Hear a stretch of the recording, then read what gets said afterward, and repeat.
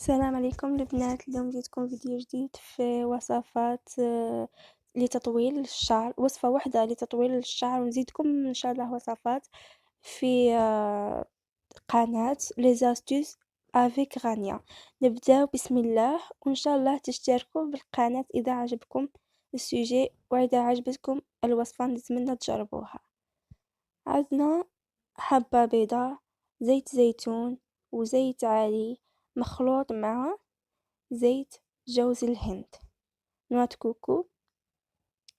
نجيبو إناء فارغ ونخلطو فيه كامل المكونات.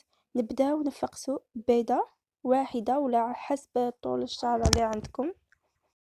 باغ انا شعري طويل، ندير 2 بيضات، نزيدو عليه زيت الزيتون، ونزيدو عليه هذاك الزيت عادي مع زيت جوز الهند، لأن زيت جوز الهند مفيد جدا للشعر، يرطبه ويطوله ويكثفه ويقويه.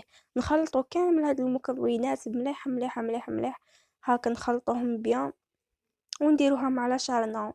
جو سي با، على حسب الوقت اللي يساعدكم، تقدروا ديروها ساعة ساعتين، راهم فيها مكونات طبيعية. ما كانش حاجة كيميائية، ما تخافيش، ديريها في شعرك وارتاحي. ومن بعدها غسلي شعرك مليح مليح مليح باش ما تبقاش فيه ريحة البيض، وسي بون.